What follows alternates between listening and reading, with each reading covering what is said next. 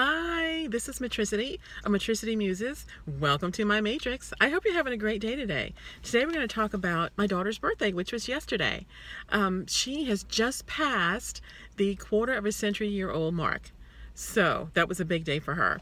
And it started off with me wishing her happy birthday, but she said, "Oh, Mommy, it's just going to be just a regular day." It is not just a regular day, especially not her birthday. It took a lot to get her here, and I reminded her of that when I was pregnant with her. Because of a very stressful situation, I actually went into labor at 5 months. Well, at 5 months, that's not so good. That's probably a child that's not going to be coming into this world and staying. But my doctor put me immediately on bed rest. I had to stop working. And this is when I was living in North Carolina. And so luckily, those things, plus lots of medicines, because I had lots of scares along the way. I would go into labor again. They would stop the labor. I would go into labor again. They would give me medicine to stop the labor. So that happened several times. And finally, on the first day of the 7th month, nothing else worked. Labor was happening, and she was actually coming at 7 months. And she came. So I had planned for a regular birth, hoping everything was going to work with the bed rest and the medication. A regular birth at, I think it was Durham Hospital at that time, with a midwife, and I had all the things set up. We'd actually done all the yoga and the breathing, Lamaze classes, all those things. But that wasn't to be because she came at 7 months. So when I got to Durham Hospital, they said, "Oh no, you were going to have to go over to Chapel Hill, UNC Chapel Hill, but they have all the specialized equipment they need for a birth like yours." So they literally packed me in an ambulance, lights and sirens flaring, and took me all the way to Chapel Hill, North Carolina, where my daughter, I was in full labor. This was probably on a Wednesday, and, so I was there all day Wednesday. Thursday morning, real labor began. So I was in labor all morning. And then finally, because she was still so tiny, it was only 7 months, the doctor came to me and said, "We've been monitoring her heart rate, and she's getting a little bit distressed. So I think it's time that we actually need to induce labor, because we want to get her out of there before anything happens." So I said, okay. And so I was the Earth Mother. I had planned for all the things, Lamaze, natural childbirth, all the things. So they asked me if I needed an epidural, and I said, "Oh, no epidural for me." I was still going to try to have a natural childbirth, which I happily did. So I went into labor, and I was pushing and pushing and pushing and pushing. And finally the doctor said, "Okay, you're pushing, but I can tell that she's in a little bit more distress now, so you're going to have to push, or we're going to have to go in with the forceps and pull her out." Well, she was so tiny, there's no way forceps are going to work. Well, they would probably work, but I was worried about her little brain being damaged by the forceps and the force the doctor might use to pull her out. And so I thought, well, I'm going to have to try to push harder. So I did. I says, "Well, I am pushing as hard as I can." And he said, "You got to push even harder." So somehow I mustered up additional strength, and I pushed so hard. And finally, out she came. Oh my gosh. And so because she was so early, she still wasn't, expected to be in great shape. But the day before, they'd given me something called surfactant, which is something that actually penetrated the womb and went in and coated her lungs to help her breathe, because there was no way she was going to be coming out breathing at 7 months. So they gave me that surfactant as a preventative measure to hopefully she would come out and be able to breathe at her own. So in the delivery room, there were a team of 6 nurses, I guess, or other doctors standing right next to me the entire time, because she was coming so early. They were there literally with their gloves on, their mask on, and they were standing just like this with their hands upright, waiting to capture this baby, tiny little baby, when I pooped it out. So they were there waiting. So out Whitney came, and believe it or not, she was screaming. That was the most joyous sound, because she was supposed to be not breathing at all at 7 months. So she came out screaming. I was crying because I thought she can breathe on her own. The doctors were extremely happy, so they took her. That team of people that were standing right there next to me with their arms up, gloves on, mask on, they whisked her away, and they did all sorts of things to her and brought her back to me. And the doctor literally said, "She is fine." She literally was perfect in every way. She could breathe on her own. She was just very tiny. like a miniature little baby because she was 7 months old. So she weighed about 4 pounds 6 ounces, so not even 5 pounds. Her entire body could fit, if you look down at the palm of your hand, her entire body fit in the palm of my hand. She was that tiny.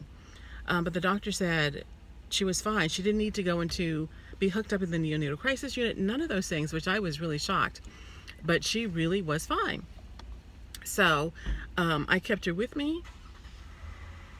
We started breastfeeding because I prepped for that also. I had a leech leader, and we had spent months preparing, doing all the exercises for your nipples and all that thing to get, ready for breastfeeding. And we started breastfeeding that same day she was born. So she was born at about 2 or 3 in the afternoon. And I was just, oh my gosh, so surprised that everything was fine, and it really was. So since everything was fine, they literally released me on Friday with this little tiny baby. So we went home. We did have a little bit of trouble because I had some preemie diapers, ran out of those, and I was by myself because of the situation I was in. And so I had to go to Belk's, or the closest store to me was Belk's. I lived way out in a gated community at that time, far away from subdivisions or grocery stores.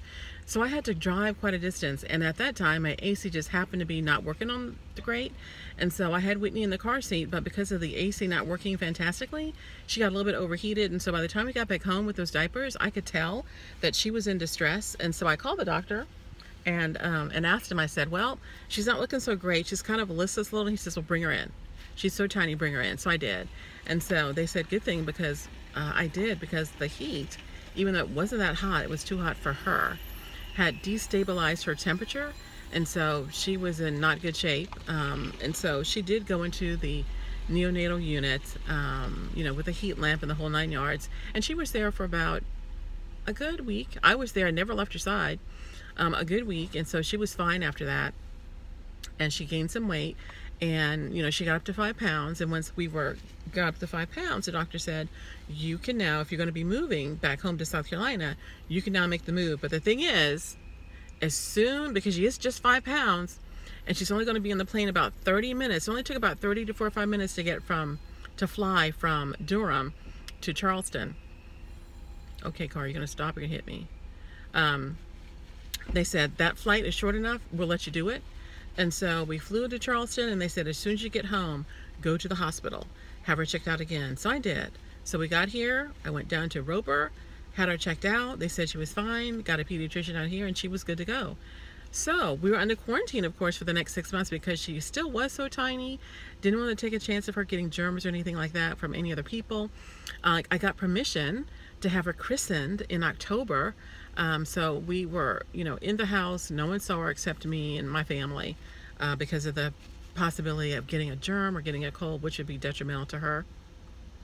So we got permission to have her christened, and I promised the doctor no one can touch her. He said, no one can touch her.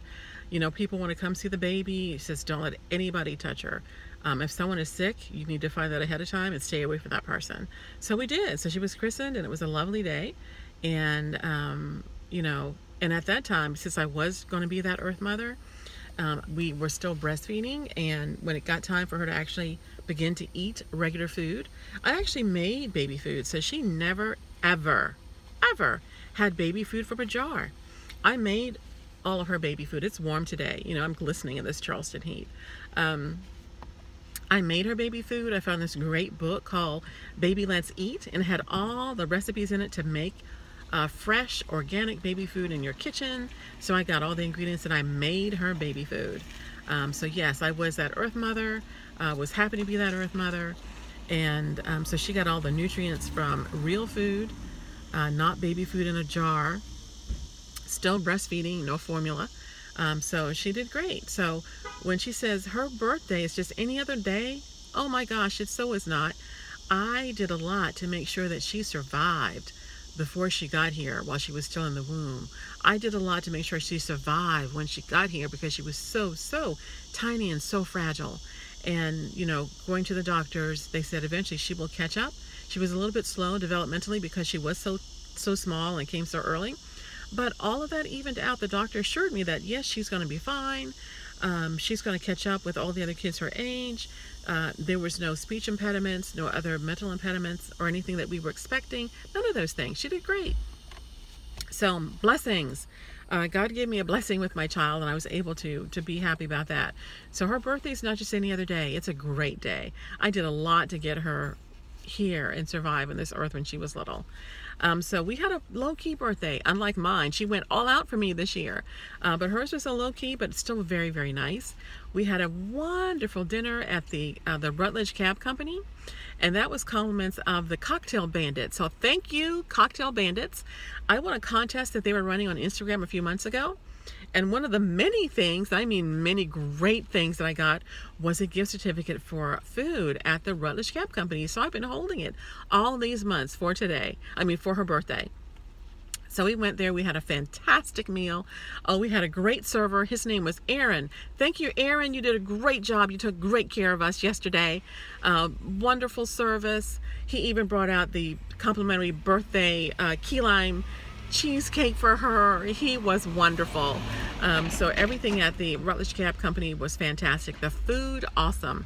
My daughter had the shrimp and grits. It was out of this world. I ordered something different, but when I saw her plate, it made me wish I had ordered what she ordered. But I had the blue cheese hamburger. It was excellent. Oh, it was perfect. And her shrimp and grits are out of this world. So she had a great day and having a wonderful time there. We went to some of the places that she liked to go. She loves World Market, so we went there and she had a little mini shopping spree, got some earrings, got some wonderful little treats. She loves to have little treat things from other countries, so she got some great cookies from Brazil and got some elderflower soda from the UK. So those are treats that we're going to have a little bit later this week. So she was a happy child. And the sky was so beautiful. So we went last night to see the sunset at Northbridge Park, you know, my favorite place. So I told her that these are God's clouds made just for her today, and that this sunset was her sunset made just for her today because it was her birthday.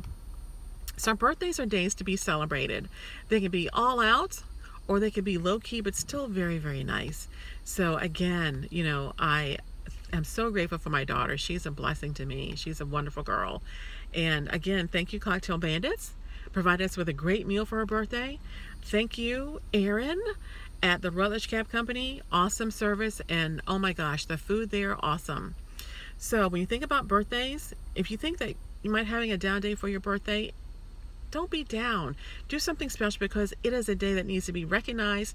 If you're alone, recognize it yourself. Take yourself out to your favorite restaurant. You know, go get your favorite bottle of wine or a bottle of champagne. Go to the bar. Do something special just for you, but don't let your birthday go by without it being celebrated in some way or fashion. Okay? Well, have a great day, everyone, and talk to you later. See you later, alligator. Bye.